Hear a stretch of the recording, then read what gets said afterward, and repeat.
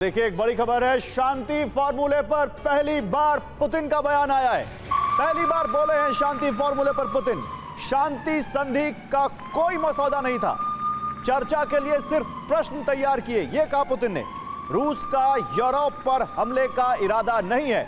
28 point को 4 हिस्सों में बांटा गया। रूस शायद ही इन पर सहमत होगा।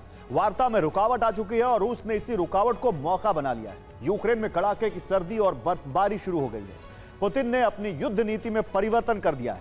अब आसमान से ड्रोन मिसाइल बरस रहे हैं तो जमीन पर स्पेशल स्नो फोर्स उतार दी गई है। ये हैं रूसी सेना के घुड़सवार और किम के कमांडो।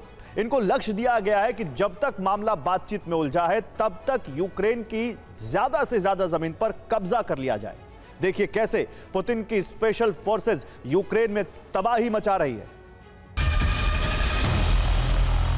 अमेरिकी राष्ट्रपति डोनाल्ड ट्रंप का शांति प्रस्ताव इस वक्त रद्दोबदल के दौर से गुजर रहा है।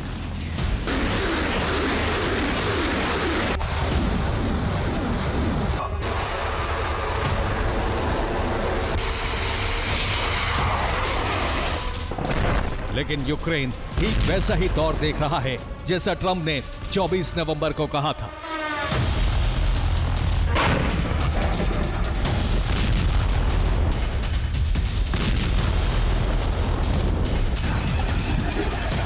डोनाल्ड ट्रंप ने कहा था अमेरिका ने यूक्रेन के लिए बहुत कुछ किया। यूक्रेन इसका एहसान तक नहीं मान रहा। शांति प्रस्ताव पर असहमति से निराश। यूक्रेन के लिए ये सर्दी भयंकर होने वाली है।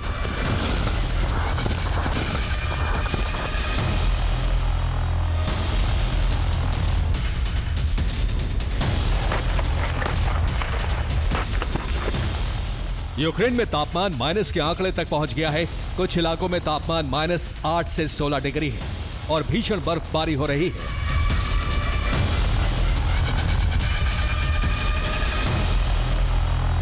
बिजली और तेल का संकट पहले से ही है।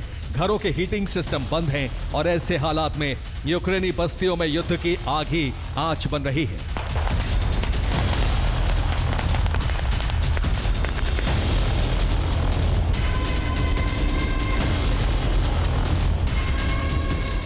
छब्बीस 27 नवंबर को रूस ने यूक्रेन पर भीषण हमले किए। खार्किव में गाइडेड बमों से हमले किए गए। ज़ेपोरिज़िया में फैब 500 बम बरसाए गए। इसके साथ ही ओडेसा पर प्रचंड हमले हुए जिससे कई इमारतें क्षतिग्रस्त हो गई।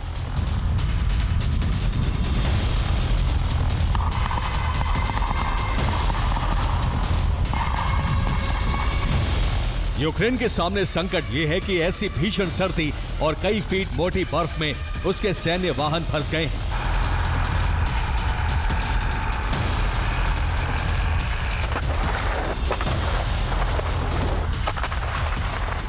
लेकिन पुतिन ने अपनी रणनीति में परिवर्तन कर दिया है क्योंकि इतनी मोटी बर्फ की चादर पर स्पेशल जवानों की जरूरत है।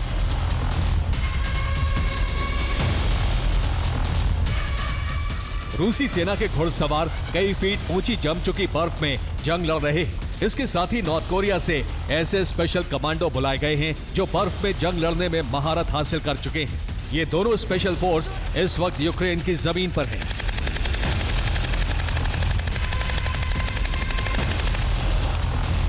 भयंकर सर्दी और बर्फ में सेना की मशीनरी उतनी कारगर नहीं हो रही है जितने ये घुड़सवार हो रहे हैं।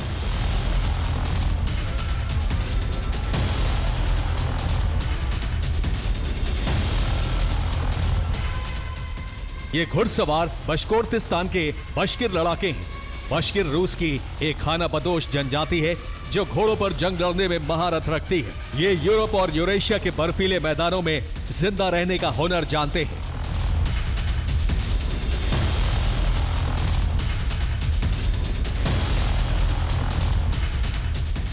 इन घुड़सवारों को रूस के लिए नए इलाके जीतने का मिशन दिया गया है। इन घुड़सवारों को डोनेस्क और ज़ेपोरिज़िया में तैनात किया गया है।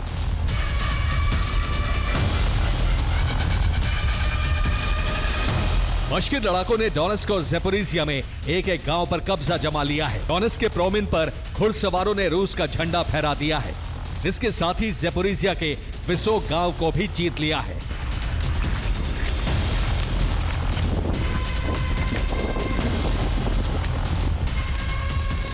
इन घुड़सवारों के अलावा किम जोंग ने अपने स्पेशल कमांडो सर्दियों की जंग लड़ने के लिए पुतिन को दे दिए हैं, जो इस वक्त यूक्रेन के बर्फबारी वाले इलाकों में जंग लड़ रहे हैं।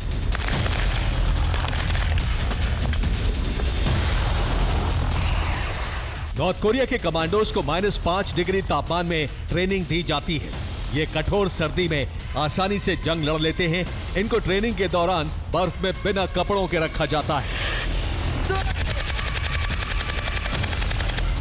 अब ये कमांडो जंग के मैदान में पहुंच चुके हैं। जमीन पर घुड़सवार और किम की स्पेशल फोर्सेस ने मोर्चा संभाल लिया है और आसमान से रूस के ड्रोन तबाही मचा रहे हैं।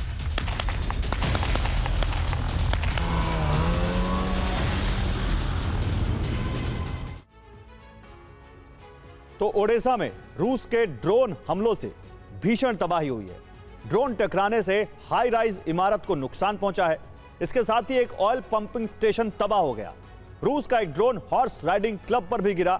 इस हमले में हॉर्स क्लब की इमारत का बड़ा हिस्सा नष्ट हो गया। ओडेसा में रूस के हमलों से 3 लोग घायल भी हुए।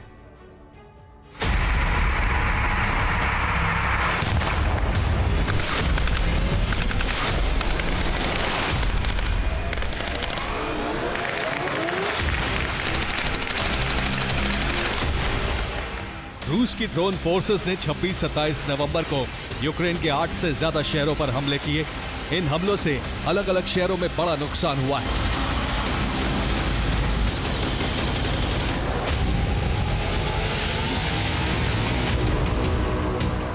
ओडेसा में रूस के हमलों से सबसे ज्यादा तबाही हुई।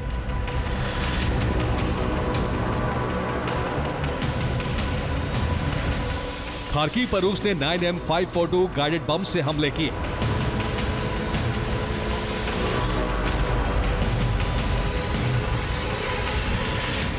इन हमलों में यूक्रेनी फौज की 2 पोस्ट तबाह हो गई। ज़ेपोरिज़िया में रूस ने फैब 500 गाइडेड बम से हमले किए। डोनेट्स्क के दोब्रोपिलिया में रूस ने गेरान ड्रोन से हमले किए।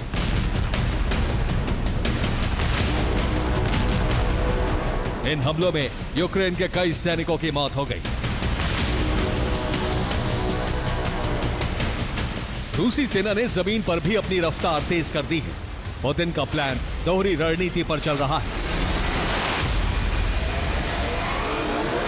पहली रणनीति है शांति प्रस्ताव पर चर्चा के दौरान यूक्रेन की ज्यादा जमीन पर कब्जा करना। दूसरी रणनीति है यूक्रेन की सेना के ज्यादा से ज्यादा हथियार गोदामों को नष्ट करना।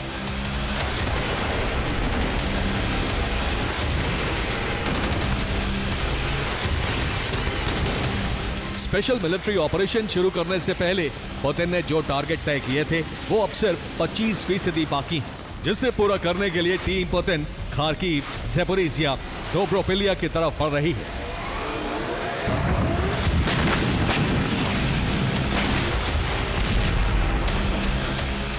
इक्कीस नवंबर को रूस ने पोक्रोवस्क पर कब्जा किया था और अब उसके आगे मिर्नोहराद को टारगेट किया जा रहा है। हालांकि यूक्रेनी फौज भी पोक्रोवस्क में रूसी फौज पर लगातार हमले कर रही है।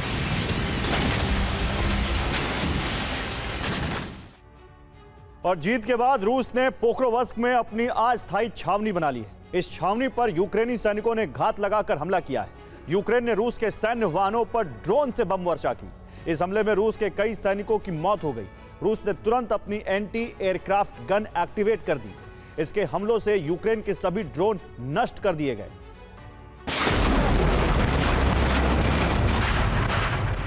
पुतिन ठीक वही कर रहे हैं जो ट्रंप ने कहा था। यूक्रेन भीषण सर्दी में जंग लड़ने में कमजोर साबित हो रहा है और अपनी जमीन गंवा रहा है।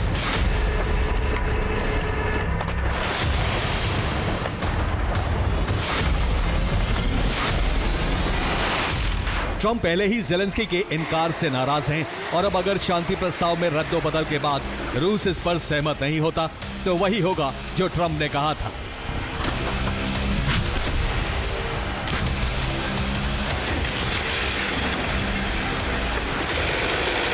ट्रंप ने कहा था कि यूक्रेन जंग लड़कर भी अपना इलाका नहीं बचा पाएगा। कुछ ही दिनों में रूस ज़ेपोरिज़िया पर भी कब्जा कर लेगा और युद्ध विराम की सूरत में उस पर भी दावा ठोक देगा।